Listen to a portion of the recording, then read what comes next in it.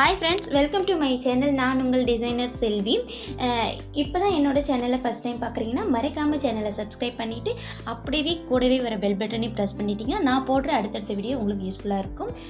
வாங்க வீடியோக்குள்ளே போகலாம். இப்போ பார்த்தீங்கன்னா இந்த சுடிதார் வந்து எனக்கு வந்து ஆரி ஒர்க் டிசைன் பண்ணி வந்த சுடிதார், கொஞ்சம் கிராண்டான சுடிதார் தான், பார்க்கவே ரொம்ப அழகாக இருந்தது. ஸோ எப்படி வந்துட்டு நான் ஆரி ஒர்க் ப்ளவுஸ் எப்படி நம்ம ஸ்டிச் பண்ணுவோமோ அதே மாதிரி ஆரி ஒர்க் டிசைனர் சுடிதாரையும் நம்ம அப்படி தான் ஸ்டிச் பண்ண போகிறோம்.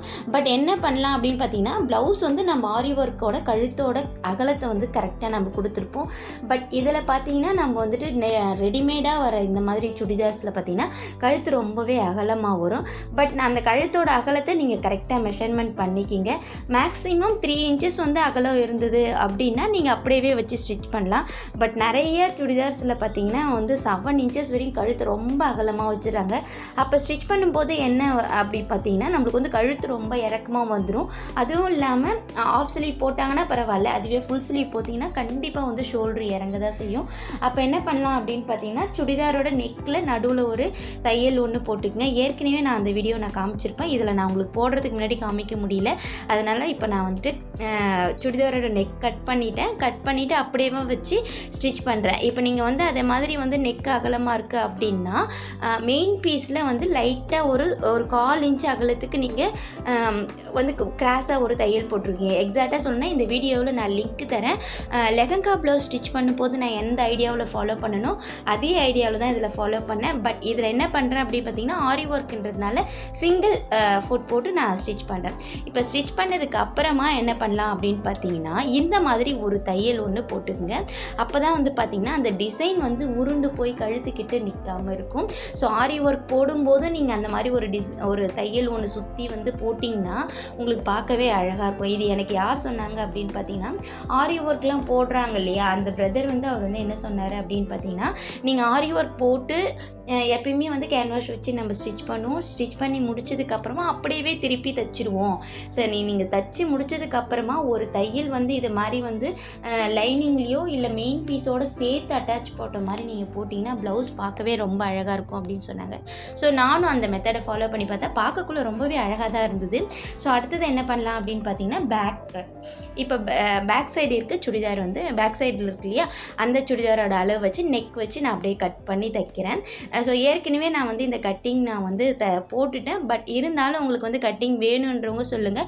சுடிதார் கட்டிங் ரொம்ப ஈஸியாக எப்படி வந்து ஸ்டிச் பண்ணுறது, அது மட்டும் இல்லாமல் கட் பண்ணுறது அப்படின்றதும் நான் வீடியோவில் போடுறேன். பார்த்தீங்கன்னா மேக்ஸிமம் சுடிதார் தைக்கிறதுக்கு நம்மளுக்கு 1 hour தான் ஆகும். அதுக்கு மேலெலாம் ஆகவே ஆகாது. அதுவும் இந்த மாதிரி டிசைன் வச்சு சுடிதார் வருது அப்படின்னா அவ்வளோ நேரம் கூட ஆகிறதுக்கு வாய்ப்பே இல்லை. நம்ம ரொம்ப சீக்கிரமாக, அதுவும் லைனிங் சுடிதாரை ரொம்ப சீக்கிரமாக ஸ்டிச் பண்ணிடலாம். ஸோ நானும் அந்த மெத்தடில் தான் வந்து வேகமாக நான் ஸ்டிச் பண்ண ஆரம்பித்தேன். ஸோ லைனிங்கே இந்த மாதிரி கீழே பாட்டம் அடிச்சிக்கிங்க.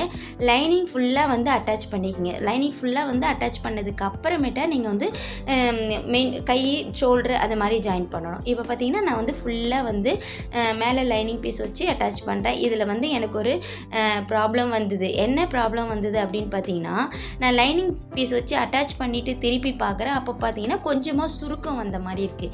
இது ஏன் அப்படி சுருக்கம் வருது அப்படின்னு சொல்லிட்டு பார்க்கும்போது நான் என்ன பண்ணேன்னா, சுடி வந்து ரொம்ப அகலமாக இருக்குது. அதனால் என்ன பண்ணேன், நான் சுடிதார் ரொம்ப அகலமாக இருக்கே அப்படின்னு சொல்லிட்டு பின் பண்ணலை. நம்மளோட கிளாத் கரெக்டாக இருக்கும் அப்படின்னு சொல்லிட்டு இந்த சுடிதாரோட அகலம் பார்த்தீங்கன்னா XXL size. So XXL size நம்ம தைக்கும்போது பார்த்தீங்கன்னா நம்மள அளவு சுடிதார் கரெக்டாக வந்து நம்ம வந்து என்ன பண்ண லைனிங் பீஸ் கட் பண்ணியிருப்போம். மெயின் பீஸ் பார்த்தீங்கன்னா 8 எட்டாம தான் வரும். ஸோ நம்ம அதுக்காக என்ன பண்ணலாம் அப்படின்னு பார்த்தீங்கன்னா, சுடிதாருக்கு வந்து எப்பயுமே வந்து நம்ம ரெடிமேடாக, அதாவது மெட்டீரியலாக எடுக்கும்போது கண்டிப்பாக XXL சைஸ்லாம் எடுத்தோன்னா நம்ம வந்து தனியாக கிளாத் எடுத்து தைக்கிறது தான் நான் நல்லதுன்னு சொல்லுவேன். ஒரு சிலவங்க என்ன மாதிரி டைலர்ஸ் இருக்கிறவங்க, ஒரு சிலவங்க அட்ஜஸ்ட் பண்ணி தைக்கிறவங்க இருக்காங்க. பட் ஒரு சிலவங்க என்ன பண்ணுவாங்க பார்த்தீங்கன்னா, உங்களுக்கு வந்து வராதுன்னு ஓப்பனாகவே சொல்லுவாங்க. பட் நான் கரெக்டாக வந்து இவங்க ஆஃப் கைன்றதுனால எனக்கு வந்து இது வந்து கொஞ்சம் ரேட் அதிகமாக இவங்க சுடிதார் எடுத்திருந்தாங்க. ஸோ அதனால் பார்த்தீங்கன்னா கொஞ்சம் அகலமாகவும் இருந்தது சுடிதார். எனக்கு வந்து தைக்கிறதுக்கு ஈஸியாக இருந்தது. அப்போ பார்த்தீங்கன்னா நான் வச்சு அட்டாச் பண்ணும்போது என்னாச்சுன்னு பார்த்தீங்கன்னா, லைட்டாக வந்து லைனிங்கும் மெயின் பீஸில் கொஞ்சமாக சுருக்க வரும். அதாவது எக்ஸாக்டாக எப்படி சொல்லணும்னு பார்த்தீங்கன்னா, லைனிங் ப்ளவுஸ் தைச்சிட்டு நம்ம வந்து பார்த்தோன்னா கண்டிப்பாக வந்து கொஞ்சமாக வந்து சுருக்கு வரும் இல்லையா, மேலே தூக்குன மாதிரி அந்த மாதிரி வந்துச்சு. அப்போ நான் என்ன பண்ணேன்னா ஃபுல்லாக வந்து எடுத்துட்டு மறுபடியும் வந்து தையல் ஃபுல்லாக பிரிச்சுட்டேன். பிரித்ததுக்கப்புறமா ஃபுல்லாகவே நான் என்ன பண்ணேன்னு பார்த்தீங்கன்னா ஹூக் போட்டு ஹூக்குன்ற பாருங்கள், சேஃப்டி பின் மாதிரி இருக்கும் இல்லையா, அதை வந்து குண்டூசி மாதிரி இருக்கிறத நான் அழகாக கிளாத் வேஸ்ட் ஆகாமல் ஃபுல்லாக 2 பக்கமும் போட்டுட்டு நான் ஸ்டிச் பண்ணும்போது எனக்கு வந்து சுருக்கமே வரவே இல்லை. பட் இது வந்து ப்ளவுஸில் நம்ம ட்ரை பண்ணுவோம், ஆனால் சுடிதாருக்கு நம்ம வந்து ட்ரை பண்ணியிருக்கோமா அப்படின்னு கேட்டிங்கன்னா நிறைய பேர் சுடிதாருக்கு ட்ரை பண்ணுறதில்ல. என்கிட்ட ஒன் சைடு தைக்கும்போது நம்மளுக்கு சுருக்கம் இல்லாமல் வந்துடும். பட் அதர் சைட் லைனிங் வச்சு அட்டாச் பண்ணும்போது கண்டிப்பாக நம்மளுக்கு வந்து என்ன பண்ணும் பார்த்தீங்கன்னா ஒன்று ஷேப் மாறும், இல்லை கையோட இழுத்து நம்ம ஆம்கோல் கிட்ட இழுத்து ஸ்டிச் பண்ணிவிடுவோம். ஸோ இதெல்லாம் நீங்கள் வந்து ஃபாலோ பண்ணிக்கிங்க. அடுத்து ஷோல்டர் அட்டாச் பண்ணும்போது 1 ஃபுட் வந்து அட்டாச் பண்ணுங்க. ஏன்டா இது ஏற்கனவே வந்து ஆரி ஒர்க்கு, அதனால் நான் 1 ஃபுட் வச்சுருப்பேன். நார்மலாக வந்து நீங்கள் வந்து தைக்கிறீங்க அப்படின்னா 1 ஃபுட் மாற்ற தவிர நார்மல்லே தைக்கலாம்.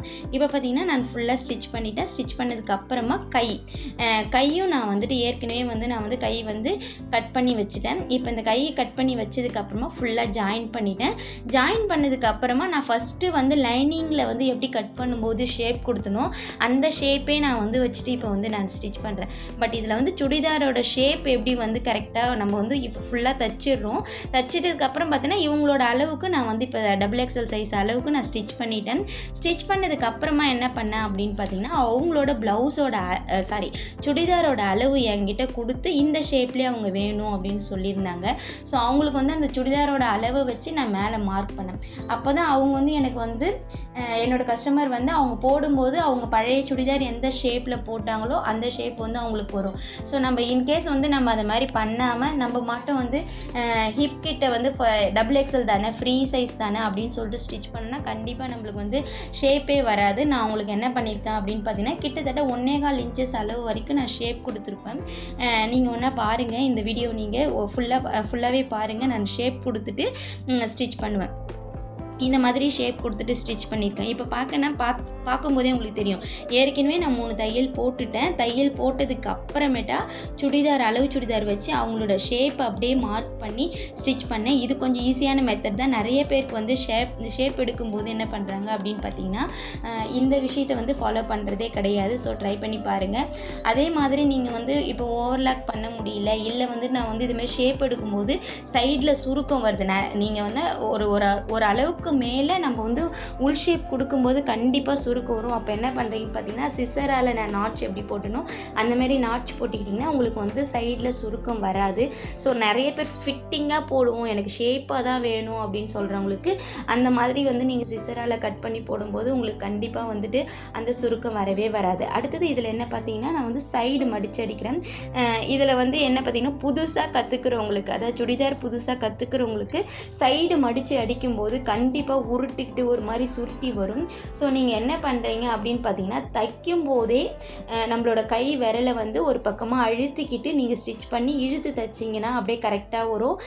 இது வந்து தைக்க தான் பழக வரும். ஃபஸ்ட்டே தைக்கும் போது நம்ம ஃபினிஷிங்காக தைப்போம் அப்படின்னு சொல்லிட்டு எதிர்பார்த்தனா கண்டிப்பாக வராது. இந்த வந்து உருட்டி வராமல் சுருக்கம் வராமல் இருக்கிறதுக்கு நம்ம அழகாக கை பக்கம் இழுத்துட்டு கரெக்டாக லூஸ் விட்டு தைச்சினா கரெக்டாக வரும். இது தைக்க தான் ஈஸியாக வரும்.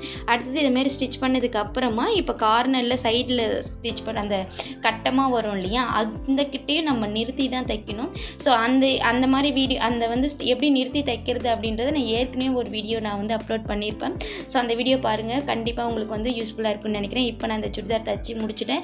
இதோட நாட்டோட வீடியோ வந்து நான் ஷார்ட்ஸாக போடுறேன், நீங்கள் போய் பாருங்கள். அடுத்தது என்ன பார்த்தீங்கன்னா இந்த வீடியோ பிடிச்சிருந்தா லைக் பண்ணுங்கள், உங்கள் ஃப்ரெண்ட்ஸ் அண்ட் ரிலேட்டிவ்க்கு ஷேர் பண்ணுங்கள். இந்த வீடியோ இது வரைக்கும் ஸ்கிப் பண்ணாமல் பார்த்த அனைத்து தோழிகளுக்கும் நன்றி, வணக்கம். மேலும் ஒரு நல்ல வீடியோவில் சந்திப்போம்.